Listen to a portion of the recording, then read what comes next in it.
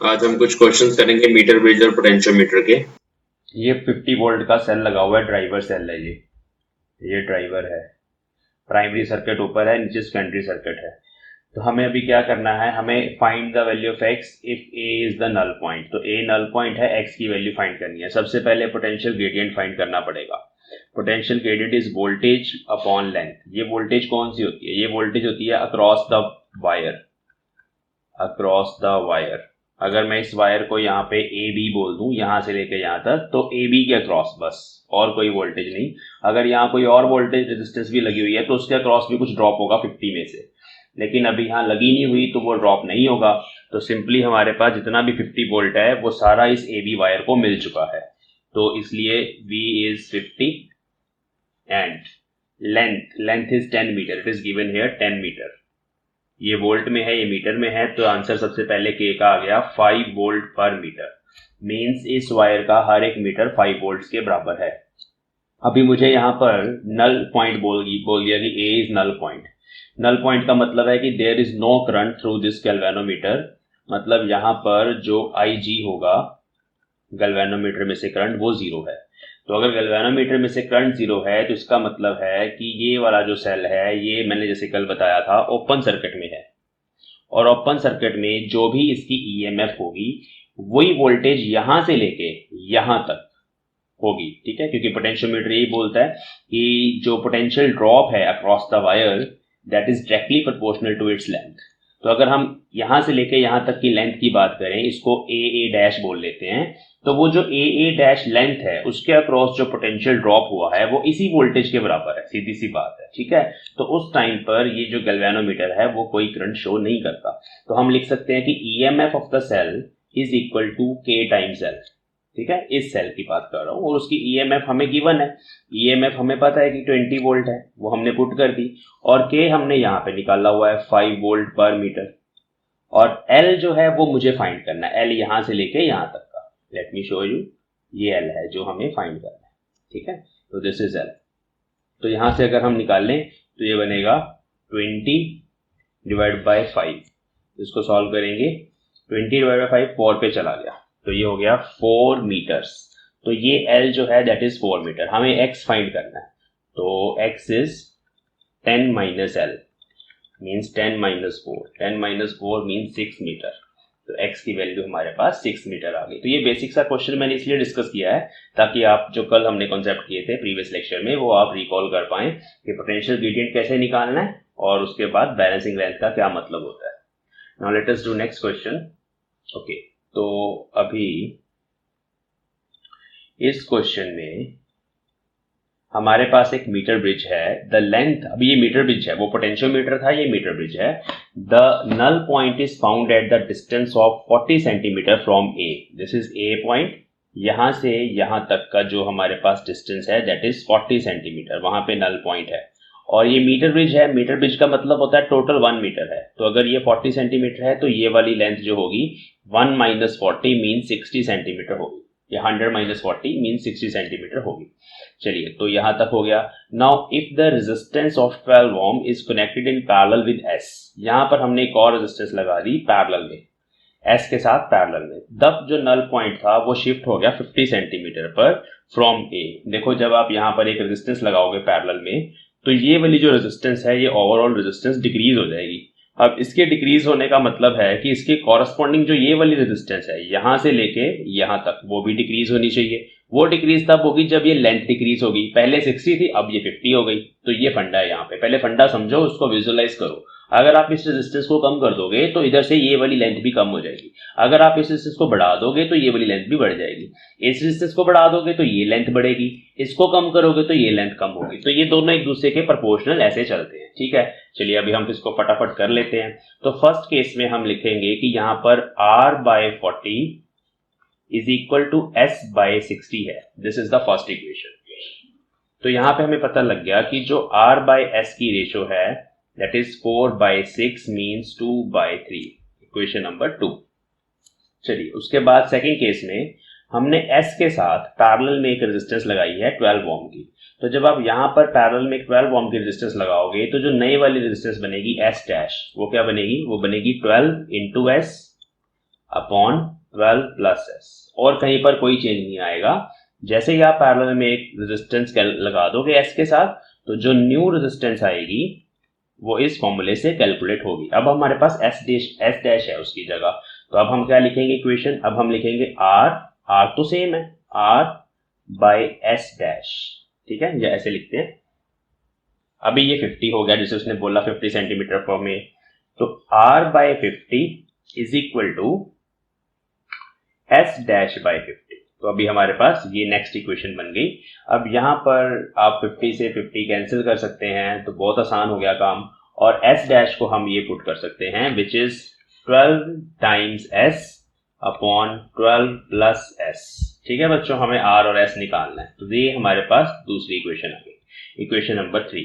अब देखिए यहां से भी आर आ जाएगा मेरे पास और यहां से भी आर है, तो इन दोनों आर्स को हम इक्वेट कर देते हैं। यहां से आर निकालेंगे तो आ रहा है 2s/3, यहां से आर देखेंगे तो वो आ रहा है 12s अपॉन 12 प्लस एस। तो ये हमारे पास इक्वेशन आ गई। एस के साथ एस कैंसिल हो गया यहाँ पे, और ये इधर चला गया तो आ गया 24 plus 2s is equal to, ये 25 मत समझ लेना बच्चों, ये ऐसे लिखता हूं मैं, ठीक है। 24 plus 2s is equal to 36, तो 2 times s is equal to 12 and s is equal to 6 ohm. तो हमें s मिल गया 6 ओम। अब एक चीज हमें मिल गई, अब हमें r फाइंड करना है, तो कोई भी इक्वेशन इस इक्वेशन में पुट कर लो या इसमें पुट कर लो, तो जो r है that is 2 times s by 3, है ना, 2 times s by 3 means 2/3 times 6, s की वैल्यू 6 है, वो मैंने यहाँ पुट कर दी, और ये 3 से ये कटा 2 और ये आ गई 4 ओम। ठीक है बच्चों, तो इस तरीके से, हाँ, तो इस तरीके से आपने क्वेश्चन को प्रोसीड करना है। हमारे पास इक्वेशन होती है यहाँ पे R बाय L, ये अगर L ले लें is equal to S upon 100 minus L, ये इक्वेशन होती है। ठीक है, इस इक्वेशन को मैंने यहाँ पे दोनों केसेस में डायरेक्टली यूज किया है। तो मैंने L पुट किया पहले 40 और यहाँ पे 60, वो मैंने पहले ही कैलकुलेट कर लिया था। चलिए नेक्स्ट क्वेश्चन करते हैं। तो अकॉर्डिंग टू क्वेश्चन क्या है कि जब R और S लगे हुए थे, अकेला R और अकेला S लगे हुए थे, तो जो बैलेंसिंग लेंथ थी वो L1 पे थी। तो ये इक्वेशन हम लिख लेते हैं, अगर ये L1 पे थी तो दूसरी लेंथ हो जाएगी 100 माइनस L1। तो एक इक्वेशन तो बहुत आसान है, R by S is equal to L1 upon 100 minus L1। This is equation number 1। Second equation में हमारे पास है कि अभी हमने क्या किया, एक नई रेजिस्टेंस ले ली X, इस x को हमने कनेक्ट कर दिया s के साथ पैरेलल में। तो जिसके साथ पैरेलल में कनेक्ट करेंगे तो वहां पे जो नई रेजिस्टेंस आ जाएगी वो s डैश आ जाएगी, और वो बनेगी x times s upon x plus s। तो अब नई वाली रेजिस्टेंस s डैश बन गई। अब जो नई वाली लेंथ है उसके कॉरेस्पॉन्डिंग आ गई हमारे पास L2, तो जो सेकेंड इक्वेशन है वो बन जाएगी R by s dash is equal to L2 upon 100 minus L2। This is equation number 2। Equation 2 को थोड़ा और सिंप्लीफाई या कॉम्प्लेक्सीफाई करेंगे तो s डैश यहाँ पर आ जाएगा x इंटू s, और ये x प्लस s ऊपर चला जाएगा, ये वाला जो डिनोमिनेटर में था, और ये आ गया L2 upon 100 minus L2। This is equation number 3। तो now we have these two equations, इनको यूज करके हमें रिलेशन फाइंड करनी है। r हमें नहीं चाहिए, हमें L1 L2 x फाइंड करना है और उसमें s हो सकता है। तो हम क्या करेंगे, हम इन दोनों इक्वेशंस को, इक्वेशन 1 और 3 को डिवाइड कर देंगे। तो डिवाइडिंग 3 बाय 1, चाहे आप इक्वेट कर दो एक ही बात है, डिवाइडिंग 3 बाय 1। तो डिवाइड करने से क्या होगा, इसको मैंने ऊपर रखा, इसको नीचे रखा, तो आर आर कट गया, x plus s upon x into s, और उसके साथ साथ हमारे पास आ गया, ये डिनोमिनेटर में था ना s, तो ये ऊपर चला जाएगा s, और यहां पर अगर हम डिवाइड करेंगे तो आ जाएगा L2 upon 100 minus L2 into 100 minus L1 upon L1। तो दिस इज द इक्वेशन जो हमें चाहिए। s के साथ s कैंसिल हो गया यहाँ पे, और यहां हम लिख सकते हैं 1 plus s by x is equal to L2 by L1 100 minus L1 upon 100 minus L2। तो देखिए ये एक्सप्रेशन ऐसे लिखा जा सकता है और इधर से हम इसको ऐसे लिख सकते हैं और बस यहाँ से आपको क्या फाइंड करना है, x निकालना है। तो बहुत आसान है, 1 को उधर ले जाएंगे सबसे पहले, तो 1 को उधर ले जाएंगे तो s बाय x आ जाएगा L2 by L1 100 minus L1 upon 100 minus L2 minus 1। और इसको थोड़ा और सिंप्लीफाई कर लेना चाहते हैं तो कर लो, नहीं तो रेसिप्रोकल कर लो। तो x आ गया s, ये उधर चला गया, नीचे आ गया है ना, तो s upon L2 by L1 100 minus L1 upon 100 minus L2 minus 1। और सिंप्लीफाई करना कर लो, नहीं तो ये भी आंसर सही है। देखो इसमें अभी s आ रहा है, L1 L2 आ रहे हैं। अगर आपको दोनों लेंथ्स गिवन हो क्वेश्चन में, ये भी न्यूमेरिकल आ सकता है जिसमें वैल्यूज दी जाएंगी, तो वैल्यूज वाला वैसे ज्यादा आसानी से सॉल्व हो जाता है क्योंकि उसमें फैक्टर्स वगैरह कट जाते हैं। तो ये हमारे पास आंसर है। ये क्वेश्चन सीबीएसई में 3-4 बार आया हुआ है, तो इसलिए ये इंपॉर्टेंट है। हाँ जी बच्चों, तो इस एग्जांपल में हमें एक वायर गिवन है which is 10 metre long, uniform area of cross section. ये इंपॉर्टेंट होता है मीटर ब्रिज में, ताकि करंट स्टेडी रहे, सेम रहे हर जगह, और एरिया कांस्टेंट होगा तभी ऐसा होगा। 20 ओम उसकी रेजिस्टेंस है। वायर AB की जो रेजिस्टेंस है RAB दैट इज 20 ओम्स। ठीक है, it is connected with in series with battery of 5 volt. तो ये 5 वोल्ट हमने लगाया अलॉन्ग विद एक्सटर्नल रेजिस्टेंस। यहाँ पर एक एक्सटर्नल रेजिस्टेंस भी है which is 480 ohms. If unknown cell of EMF XI is balanced at 600 centimetre, then find the potential gradient and the EMF। बिल्कुल आसान क्वेश्चन है। तो फिर से सबसे पहले पोटेंशियल ग्रेडियंट फाइंड करना है, जो क्या होता है, voltage across AB upon length. ठीक है, potential gradient is voltage across AB upon length. Now what is the voltage across AB? सिर्फ AB की वोल्टेज चाहिए बच्चों। तो ये होगा जो भी करंट है, करंट इन प्राइमरी सर्किट, ये हम देखते हैं अभी कितना है, into resistance of AB divide by length. Okay, current find कर लेते हैं। यहाँ पे करंट का फॉर्मूला होता है, कितनी वोल्टेज आपने अप्लाई करी है प्राइमरी सर्किट में, 5 वोल्ट अपॉन प्राइमरी सर्किट की टोटल रेजिस्टेंस जो है 480 प्लस 20, क्योंकि 20 तो वायर की है और उसके साथ सीरीज में 480 भी लगी हुई है। ध्यान देना इन चीजों का। तो यहाँ पे हो जाएगा 480 प्लस 20, इनको ऐड करना है। तो ये 500 आ गया, 5 बाय 500 वोल्ट। और ये जो नीचे हमारे पास यहाँ पे करंट है ना, रेजिस्टेंस ओम में, हाँ तो एम्पेयर में आ जाएगा मेरे पास करंट। तो it is 0.01 ampere, this is current. इस करंट को बच्चे हम यहां पुट कर देंगे, तो इस जगह पुट करेंगे 0.01 into RAB which is 20 ohm divide by L। तो ये हो गया 0.2 है ना, 0.2 volts upon length. Now what is length, 10 metres, तो 10 मीटर में लिखेंगे इसको, तो ये बनेगा 0.02 वोल्ट्स पर मीटर। ठीक है, तो this is the potential gradient, the answer to first part. Second part में हमें EMF बतानी है, तो सीधा formula EMF is equal to K times balancing length. K हमें पता है 0.02 और बैलेंसिंग लेंथ यहाँ पर है 600 सेंटीमीटर्स में है, ये वोल्ट पर मीटर में है। इसको कन्वर्ट करना पड़ेगा, मैं यहाँ यूनिट लिखता हूं।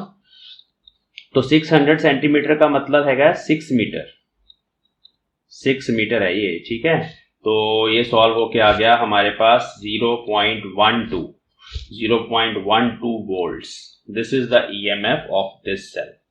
ठीक है जी, हमारे पास एक सेल है, एक रेजिस्टेंस है, प्राइमरी सर्किट, यहां पर हमारे पास ये primary circuit, this is the wire AB,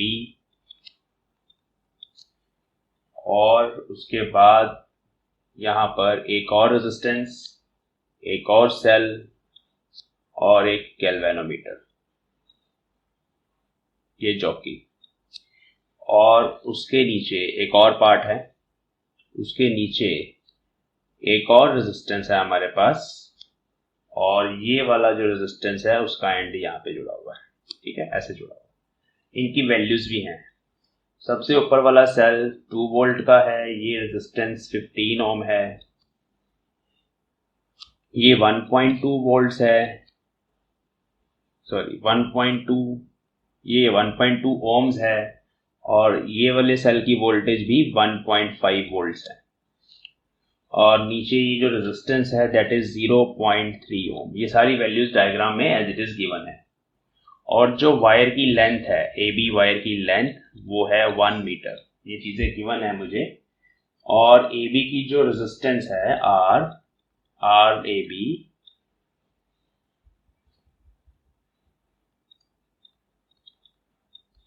that is 10 ohm. ठीक है। Now what we have to find, number 1, potential gradient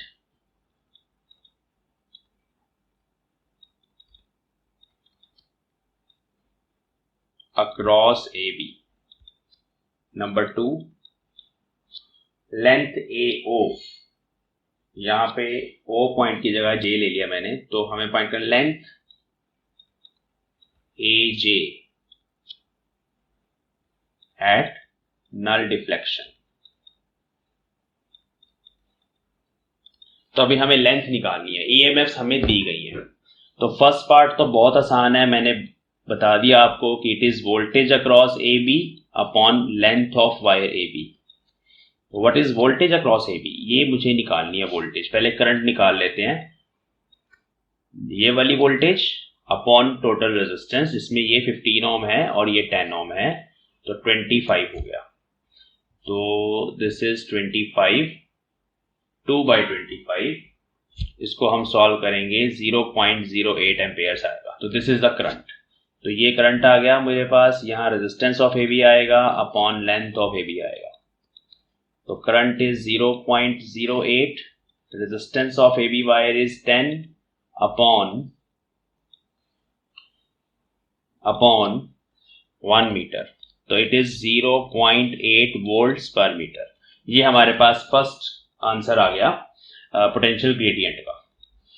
next part है लेंथ एजे। ओके, अब देखिए यहाँ पर बच्चों, जो समझने वाली बात यह है कि जब ये सेल इस रेजिस्टेंस के साथ क्लोज सर्किट में है, तो यहाँ पर इस सेल की जो बैलेंसिंग लेंथ होगी that will be equivalent to its terminal potential difference. तो मैं यहाँ लिख रहा हूं, as the cell is in closed circuit, है ना, क्लोज सर्किट है ना, यहाँ पे करंट होगा कुछ ना कुछ, क्योंकि चारों तरफ से ये रास्ता बंद है, ऐसे करंट चल रहा है, ऐसे इसके अंदर जा रहा है, यहीं से घूम ही जा रहा है, आगे नहीं जा रहा है, गैल्वेनोमीटर पे नहीं जा रहा, तभी तो नल डिफ्लेक्शन की बात कर रहे हैं, लेकिन यहां घूम रहा है। अगर यहां करंट घूम रहा है तो मतलब सेल जो है वो किसमें है, क्लोज सर्किट में है। ठीक है, तो उस टाइम पर हमें यहां पर जो मिलेगी balancing length that will be proportional to voltage, terminal potential difference of this cell. तो यहां लेकिन ईएमएफ लिखी हुई है, हमें निकालनी है length AJ which is corresponding to terminal potential difference. तो अभी बात करते हैं, तो यहाँ एक इक्वेशन तो ये बन जाएगी कि जो V है that is K times length एजे। मैं यहाँ लिख देता हूं एजे। अब यहाँ पर K मेरे पास है, लेंथ एजे मुझे फाइंड करनी है, बट मुझे V भी पता होना चाहिए, V कितना है। तो V फाइंड करने के लिए I have one equation using V is equal to xi minus I R. ये हमारे पास इक्वेशन होती है ना, इसमें एक्साई होती है EMF of this cell which is 1.5 minus I R. अब ये वाला आई कौन सा है, ये आई इस सर्किट का है, ये ऑरेंज वाला आई सिर्फ इतने सर्किट का, तो वो आई भी पहले चाहिए। उस आई को मैं यहीं पे लिख लेता हूं, यहीं कैलकुलेट कर दूंगा। ये वोल्टेज है इस छोटे से सर्किट की 1.5 upon total resistance, total resistance भी इसकी 1.5 ओम ही है। ठीक है, ये करंट आ गया मेरे पास, दिस इज करंट। और इंटरनल रेजिस्टेंस इसकी कितनी है, वो 1.2 है, उसको फिर लिखना पड़ेगा यहाँ पे, ये ऐसे। अब इसको सॉल्व करते हैं, तो ये तो कट गया, ये 1 एम्पेयर है करंट, ठीक है, ये कट गया। बाकी मेरे पास आ गया 1.5 माइनस 1.2 मतलब 0.3 वोल्ट्स। तो इसका जो टर्मिनल पोटेंशियल डिफरेंस है इस सेल का वो 0.3 वोल्ट्स है। मतलब यहां पर हमें लिखना पड़ेगा 0.3 divided by K is length AJ. Okay, now what was K? K is 0.8 volt पर मीटर, तो ये बन गया 3/8 मीटर्स इज लेंथ एजे। तो 3/8 मीटर्स जो होते हैं वो कितने होते हैं, 3/8 मीटर्स, इसको सेंटीमीटर में कन्वर्ट कर लेते हैं हम, 300/8 कर लेंगे। तो 300/8, let us see, this is 300/8 centimetres.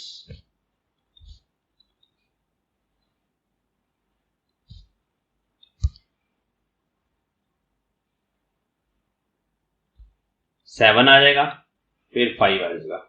तो 37.5 सेंटीमीटर जो है वो आंसर है इस लेंथ एजे का। ठीक है जी, 37.5 सेंटीमीटर। हाँ जी बच्चों, तो ये कुछ नया था इस क्वेश्चन में। आई होप आपको पता लगा कि जब सेल हमारा क्लोज सर्किट में होगा तब हम ईएमएफ के साथ बैलेंस नहीं करेंगे। ओके, अगर यहाँ एक की लगी होती और वो बोलता द की वाज ओपन, की ओपन है, तब यहाँ कोई करंट नहीं है। उस केस में इस पूरी ब्रांच में या इस सेल में से कोई करंट नहीं निकल रहा, तब सेल ओपन सर्किट में होता है। उस केस में हम ऐसा लिखते हैं कि ईएमएफ इज गिवन बाय के टाइम्स एल। जब सेल क्लोज सर्किट में होता है तब हम लिखते हैं terminal potential difference is given by के बाय एल। ठीक है ना, तो ये चीजें हमने एप्लीकेशन में सीखी थी और ये न्यूमेरिकल में अभी हमने इसको करके देखा। समझ आ गया ये क्वेश्चन?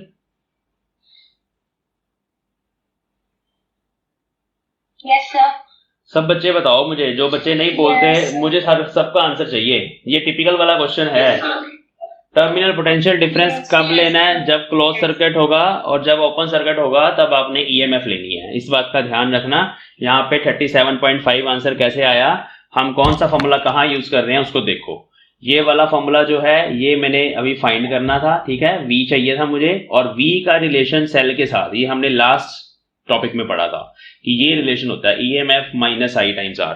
तो वहां से हमने वो निकाल लिया और ये ऐसे सॉल्व हो गया। हाँ जी बच्चों, तो ये है हमारा अगला क्वेश्चन, जिसमें है कि जब हम एक 5 ओम की रेजिस्टेंस को लगाते हैं सेल के साथ, सेल वही सेम सर्किट है, इंटरनल रेजिस्टेंस फाइंड करने वाला सर्किट है। अगर हम उसके साथ एक 5 ओम रेजिस्टेंस लगाते हैं तो 150 सेंटीमीटर पर बैलेंस हो रहा है। और अगर हम वही एक्सटर्नल रेजिस्टेंस 10 ओम लगा देते हैं तो फिर यही सेल जो है ये बैलेंस होता है 175 सेंटीमीटर पे। हमें उस इंटरनल रेजिस्टेंस को फाइंड करना है। Let L is the balancing length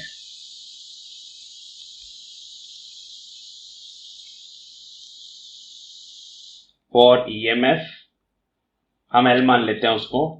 L1 corresponding to external resistance 5 ohm and L2 corresponding to external resistance 10 ohm। ये हम मान लेते हैं। अब हमने जो फॉर्मूला किया था R is equal to L1 by L2 minus 1 into R, इसमें L1 जो था वो EMF के लिए था और L2 जो था वो पोटेंशियल डिफरेंस के लिए था, लेकिन हमने उसकी जगह L माना है। तो मेरा फॉर्मूला भी बनेगा, एक केस में बनेगा R is equal to L upon L1 minus 1 into R। ठीक है, इसमें हम R1 लेंगे क्योंकि मैं 5 ओम के कॉरेस्पॉन्डिंग आपको L1 बोल रहा हूं। ठीक है, और दूसरा फॉर्मूला R का बनेगा L by L2 minus 1 into R2। तो R2 मैंने 10 ओम ले लिया। तो ये दो रिलेशंस मेरे पास हैं। अब इसको हम सॉल्व करके यहाँ हम स्मॉल r का फॉर्मूला बनाना चाहते हैं। तो क्या करें, हाँ इसमें हम फर्स्ट केस में इसको लिखते हैं। ठीक है, तो लिखते हैं in first case small r is equal to L1 minus, रुको यार, L minus L1 upon L into R। तो यहां से हम लिख सकते हैं कि भाई L माइनस L1 जो है that is R times L1 by R1। This is your equation number 1। Similarly for second case L minus L2 is equal to R into L2 by R2। ये दो रिलेशंस आपने लिख लेनी है और फिर इन दोनों को सब्ट्रैक्ट करके आपके पास रिलेशन बन जाएगी। तो सब्ट्रैक्टिंग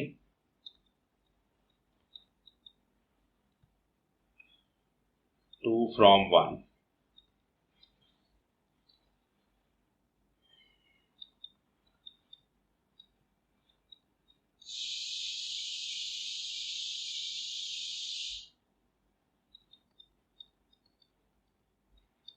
ठीक है जी, तो यहाँ क्या फायदा हो गया, हमारा L से L कट गया जो हमें नहीं पता था। तो स्मॉल r का फॉर्मूला बन गया L2 minus L1 upon L1 by R1 minus L2 by R2। तो दिस इज द रिलेशन।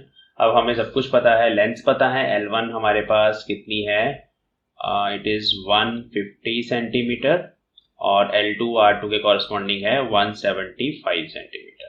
और ये रिलेशन बन गई। इस रिलेशन में आप वैल्यूज पुट करेंगे 175 150 upon 150 by R1 which is 5 minus 175 by R2 which is 10. तो solving it you will get 2 ohm. ठीक है, तो small r internal resistance of that cell is 2 ohm. हाँ जी बच्चों, तो नेक्स्ट क्वेश्चन एक कंसेप्चुअल प्रॉब्लम है जिसमें एक सर्किट आपको दिया गया है. इसमें सबसे पहला क्वेश्चन है what is the purpose of using high resistance R2. तो R2 यहाँ लगी हुई है गैल्वेनोमीटर ब्रांच में, R1 यहाँ पे लगी हुई है प्राइमरी सर्किट में. हमें बताना है कि R2 को अगर हम हाई ले लें, ज्यादा बड़ी ले लें, तो उससे क्या इफेक्ट पड़ता है. हम इसको ऐसा यूज करते हैं, और करते हैं तो क्यों करते हैं. ठीक है, तो ये हमारे पास फर्स्ट क्वेश्चन है. नाउ जो R2 है बच्चे, ये गैल्वेनोमीटर की ब्रांच में लगी हुई है ना. तो galvanometer is used to detect small currents.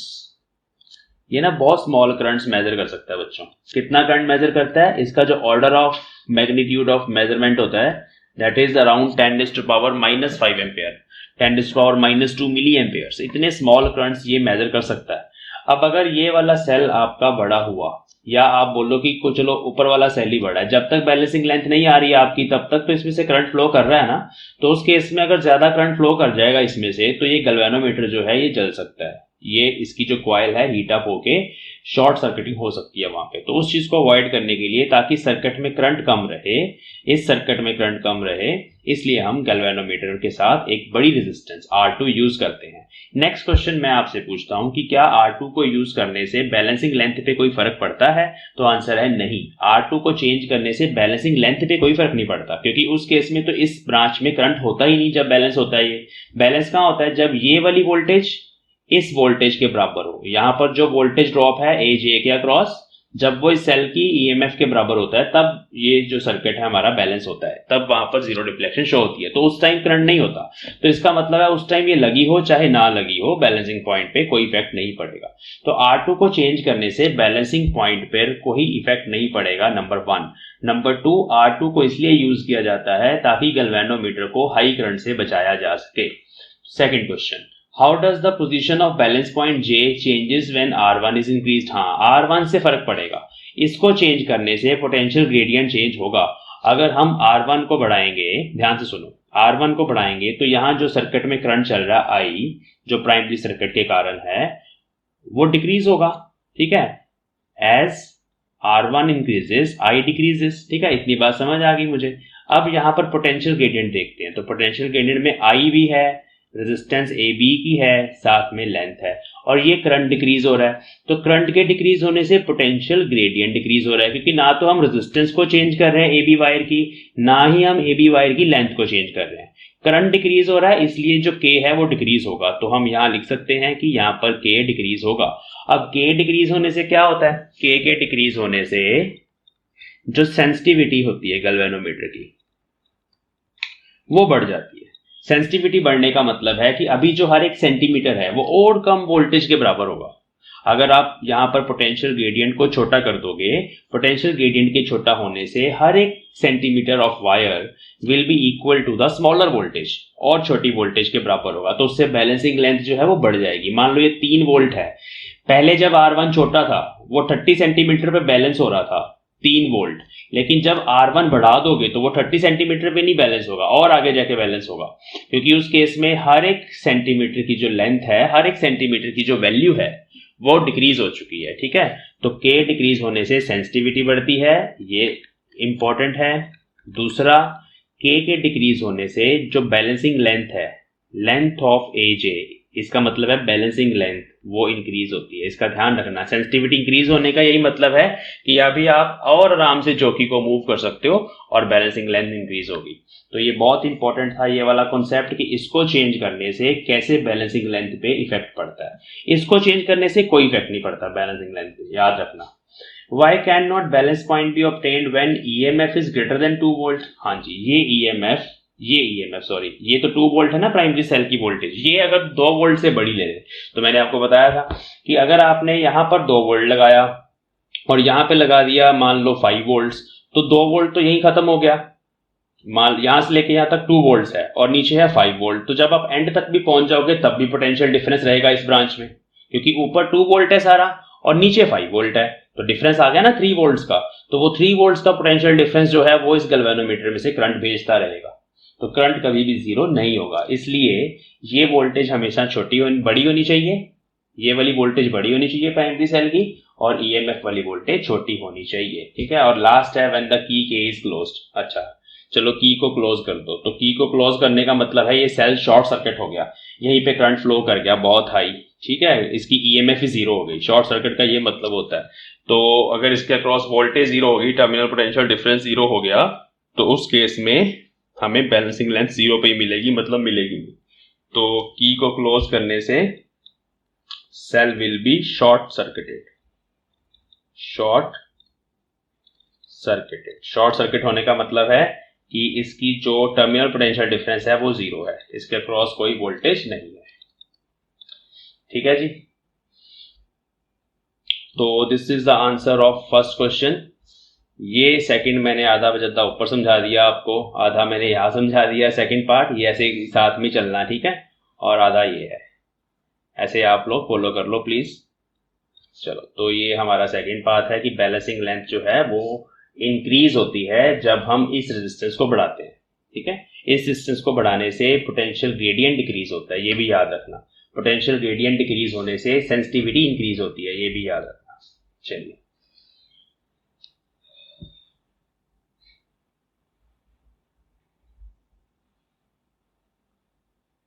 Okay, अब एक और पॉइंट इसके साथ हम ऐड करते हैं।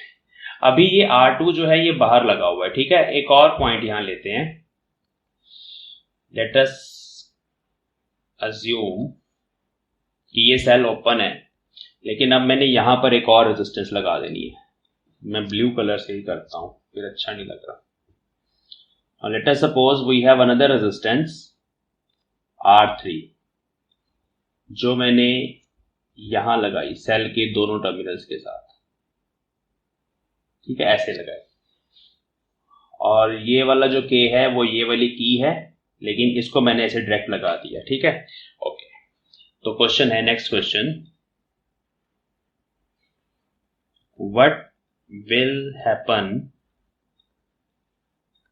To length AJ means balancing length when another resistance R3 is connected in parallel to cell XI। तो XI वाले के साथ जब हमने पैरेलल में R3 को कनेक्ट किया, R3 कोई भी रेजिस्टेंस है, तो उसको कनेक्ट करने से बैलेंसिंग लेंथ पे क्या फर्क पड़ेगा? तो बहुत सिंपल सी बात है, जब आप R3 को कनेक्ट करोगे तब क्या होगा? Cell in closed circuit, cell बन गया क्लोज सर्किट में, इसमें तो करंट बहता रहेगा, यहाँ पे तो करंट बहता रहेगा ना इस रीजन में, यहाँ पे ऐसे जाएगा ऐसे जाएगा। की को नहीं देखना, की ओपन ही है, भूल जाओ, वो पिछले पार्ट के लिए थी। तो यहाँ करंट फ्लो होता रहेगा, मींस अब हमारे पास जो बैलेंसिंग लेंथ आएगी that will be corresponding to terminal potential difference, और टर्मिनल पोटेंशियल डिफरेंस तो ईएमएफ से छोटा होता है by the factor of I time small R. तो अगर ये छोटा होता है ईएमएफ से, तो मतलब जो बैलेंसिंग लेंथ है वो भी छोटी हो जाएगी। तो उस केस में फिर आंसर आ गया कि जो ए जे है विल डिक्रीज, ठीक है। याद रखना कि जैसे ही R3 को कनेक्ट किया ए जे विल डिक्रीज। नेक्स्ट क्वेश्चन है, अगर हम R3 को बढ़ाते चले गए फिर भी वही चीज होगी। R3 को अगर आप बढ़ाते चले जाओगे तो वही काम होगा। R3 के बढ़ाने से सर्किट में जो करंट है, ये वाला करंट, ये ब्लू वाला करंट, ये वाला R3 को बढ़ाने से सर्किट में जो करंट है वो डिक्रीज होगा नीचे वाले सर्किट में, सेकेंडरी सर्किट में।